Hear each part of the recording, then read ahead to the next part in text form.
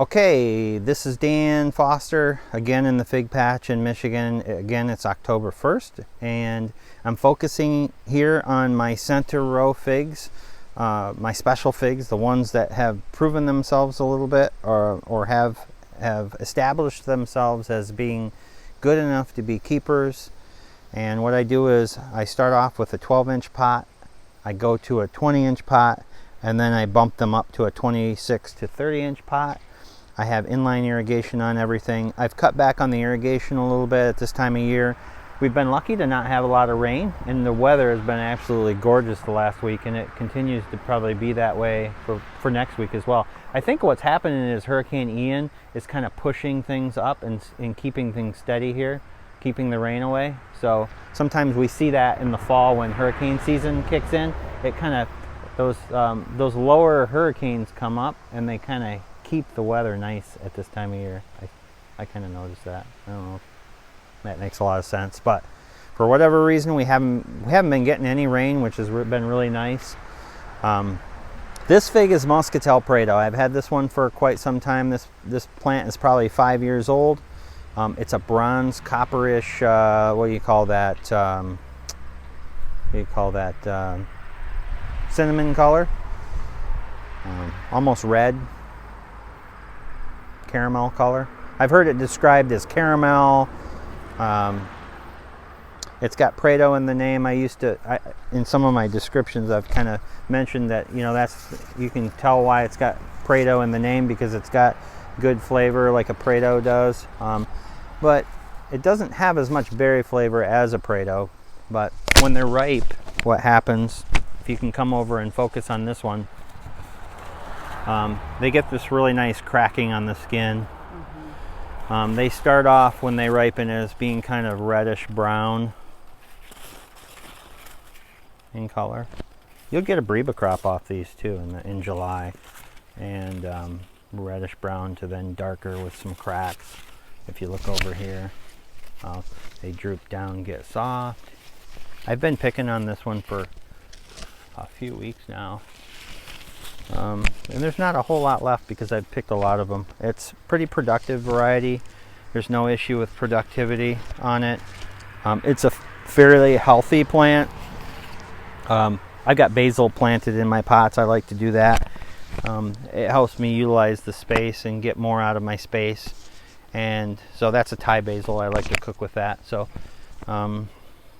yeah, let's go ahead. We're gonna cut a few of these figs, plate them up, weigh them, and then we'll get our impressions on them.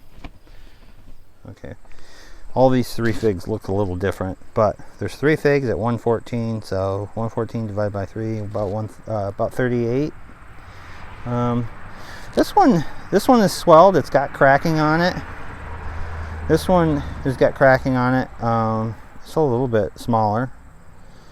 I'm going to put them both on the plate though, because I want people to see what they look like.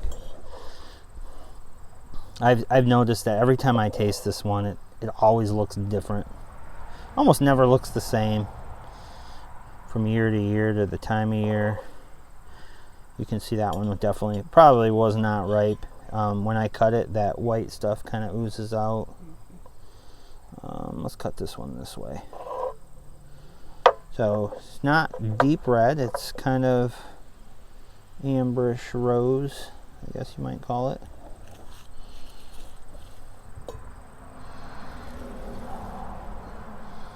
What did you say? I just try to arrange them so they look good. What do you think? I should put that one on there? Mm-hmm. No?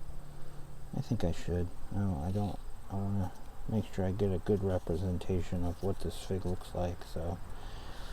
Alright.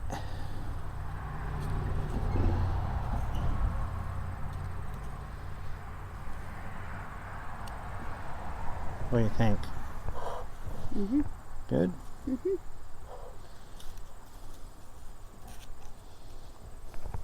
Yeah, it looks a little lopsided. I don't like that.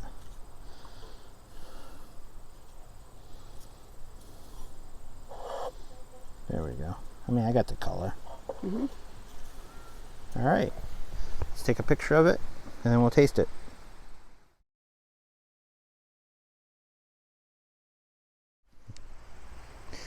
Okay, we've got a picture of it, so let's go ahead and taste them. We're going to taste the fully ripe one. You want to help me take that one?